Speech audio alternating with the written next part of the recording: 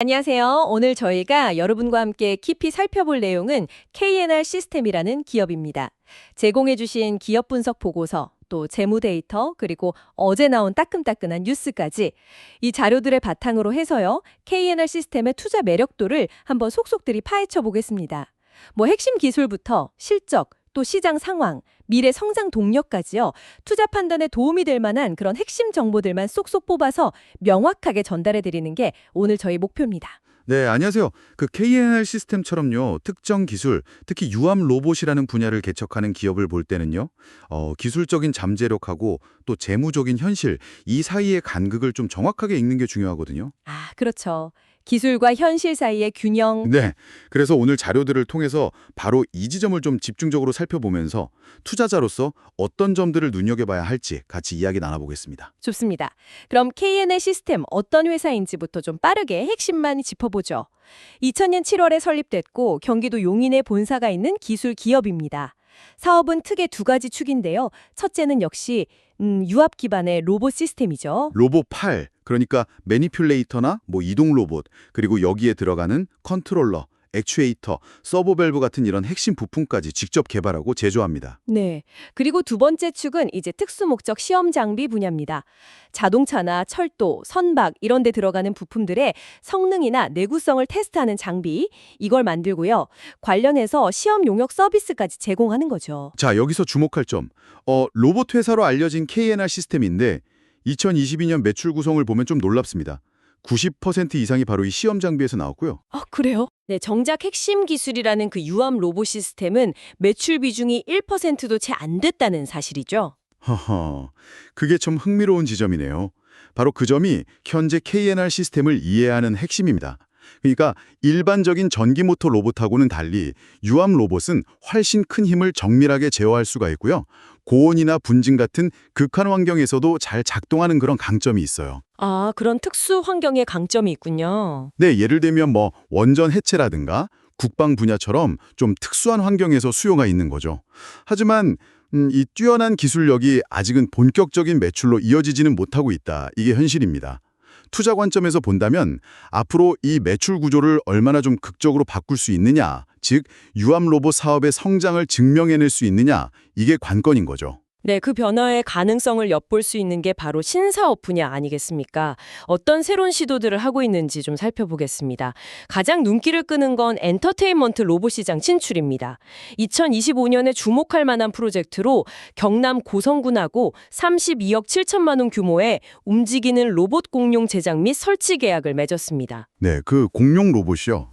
관람객이 직접 탈 수 있는 트리케라톱스, 또 드론처럼 하늘을 나는 프테로닥틸루스, 퍼레이드용 공룡 로봇 이런 것들을 만드는 건데요.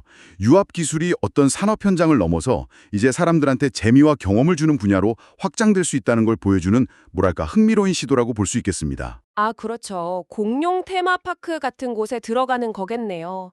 여기에 더해서 약 90억 원 규모로 추정되는 초대형 프로젝트죠.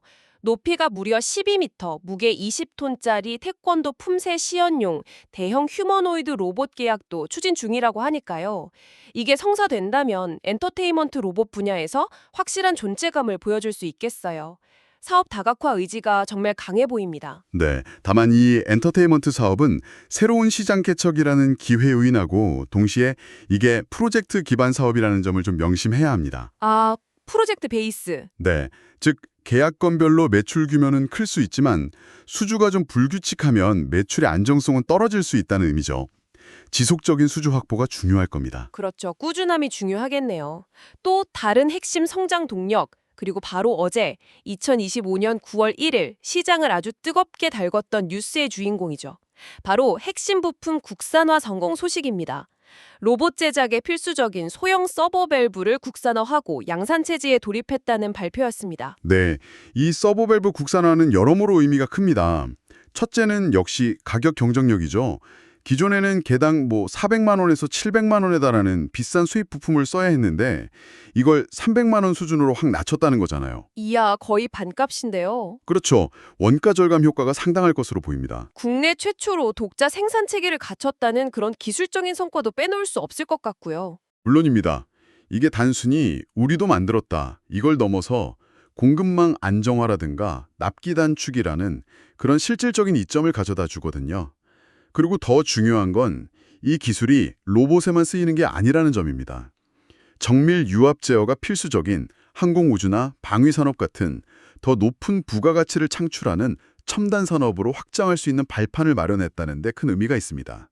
아, 확장성. 네, 특히 요즘 미중 기술 패권 경쟁 속에서 이런 핵심 부품의 자립은 국가적으로도 상당히 중요한 과제고요. 알겠습니다. 기술적인 잠재력 그리고 신사업 기대감은 확인을 했는데 그럼 실제 성적표는 어떤지 좀 냉정하게 들여다볼 시간입니다. 최근 실적하고 재무 상태, 이게 투자 결정에는 가장 현실적인 부분이겠죠. 2024년 연간 실적부터 보면요. 매출액은 185억 원으로 전년보다 한 13.6% 줄었고요.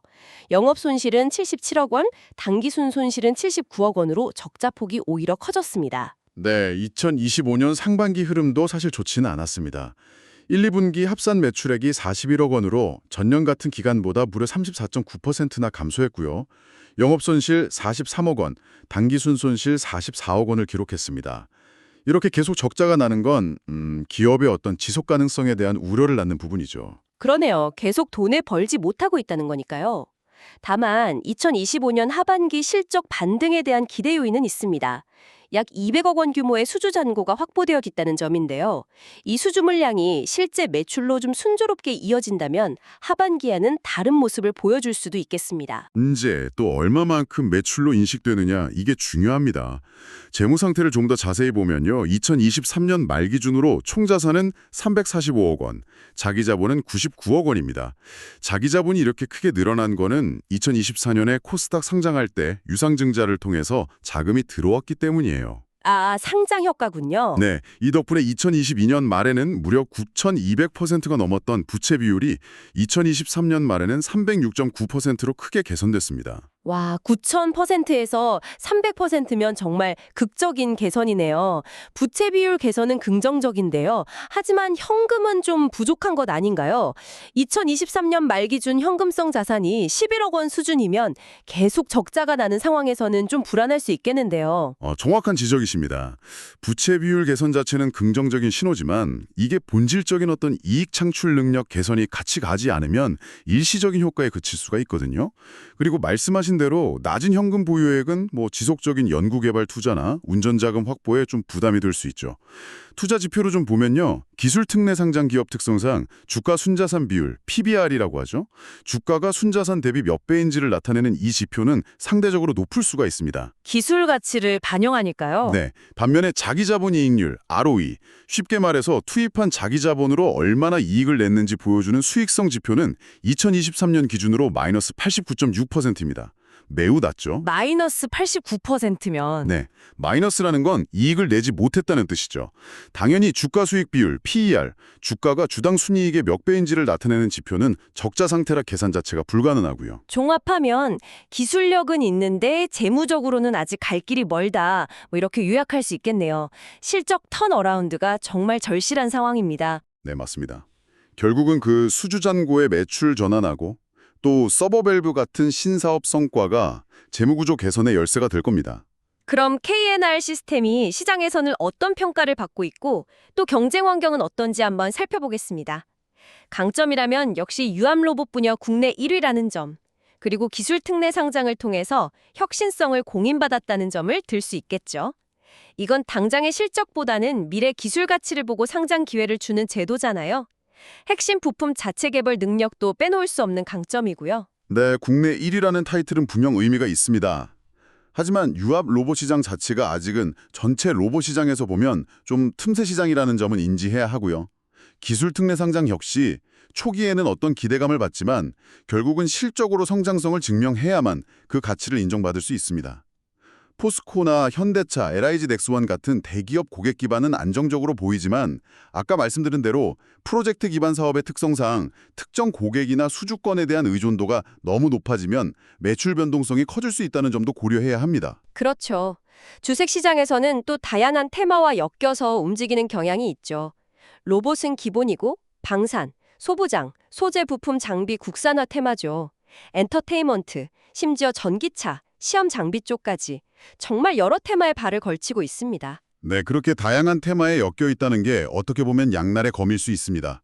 그만큼 여러 분야에서 성장 잠재력을 찾을 수 있다는 긍정적인 면도 있지만 다른 한편으로는 개별 기업의 펀더멘탈보다는 관련 뉴스나 정책 발표 같은 외부 요인에 따라서 주가가 크게 출렁이는 소위 테마주 성격이 강해질 수 있다는 거죠. 아, 변동성이 크겠군요. 네, 투자자 입장에서는 이런 높은 변동성을 감수해야 합니다. 그리고 기술 변화 속도가 워낙 빠르니까 경쟁 심화 가능성도 염두에 두어야 하고요. 지속적인 기술 혁신이 가능한지 계속 지켜봐야 합니다. 자, 드디어 가장 뜨거운 부분입니다. 바로 어제죠. 2025년 9월 1일에 주가 움직임과 그 배경을 좀 살펴보겠습니다.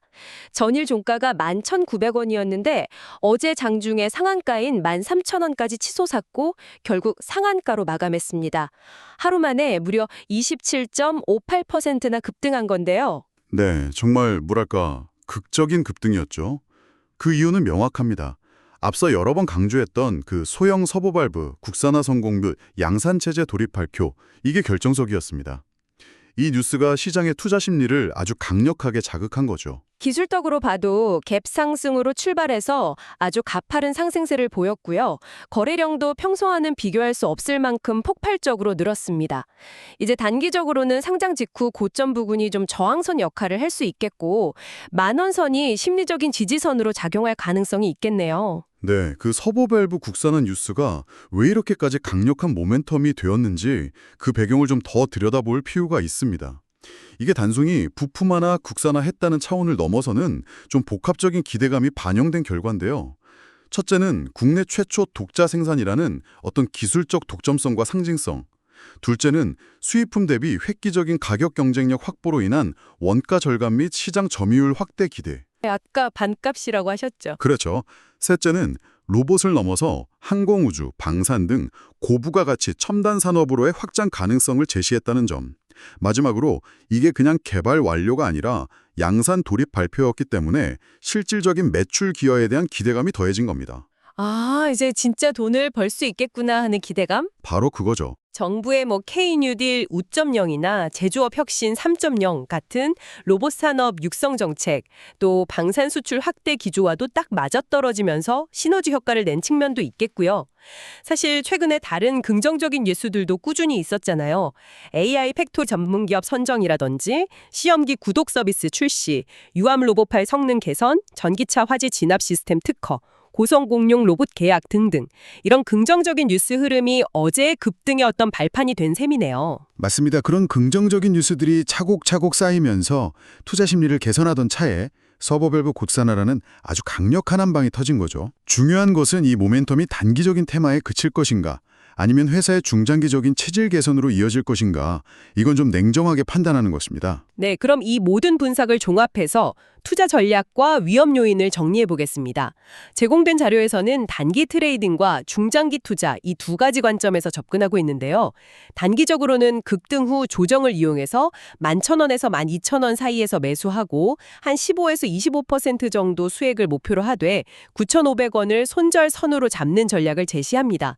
이건 철저히 모멘텀을 활용하는 거죠. 네, 중장기 투자 관점에서는 조금 더 보수적인 접근을 권하고 있습니다. 현재 가격보다는 좀 낮은 10,000원, 8,500원, 7,000원 이런 가격대별로 분할 매수하고요.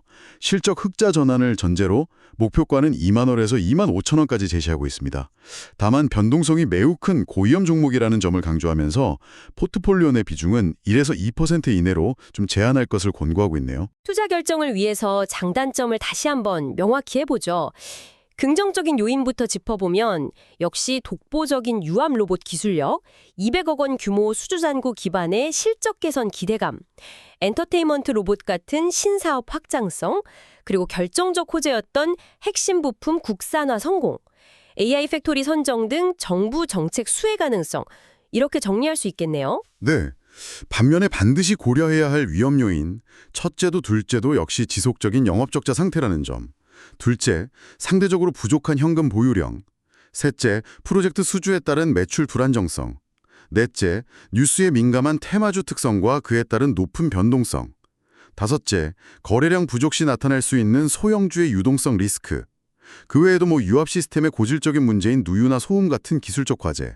중대재해처벌법 같은 규제 리스크, 또 경쟁 심화, 거시경제 불확실성 같은 것도 잠재적인 위험 요인으로 봐야 합니다. 그래서 자료에서도 최종 투자 의견은 적극 매수를 제시하면서도 고위험 감수 필요라는 단서를 딱 달아놨군요. 네, 맞습니다. 핵심은 결국 하나로 모아지는 것 같아요. 실적 턴어라운드가 정말 현실화될 것인가? 서브밸브 국산화 같은 이런 호재들이 실제 매출과 이익 증가라는 숫자로 증명될 수 있느냐? 이것이 KNR 시스템 투자의 성패를 가를 가장 중요한 질문이라고 생각합니다. 자, 오늘 KNR 시스템에 대한 심층 분석, 이제 마무리할 시간입니다. 요약하자면 이 회사는 독보적인 유압 로봇 기술과 핵심 부품 국산화 성공, 또 엔터테인먼트 시장 진출이라는 아주 흥미로운 성장 스토리를 가지고 있습니다. 원전 해체 로봇 같은 미래 먹거리 잠재력도 있고요.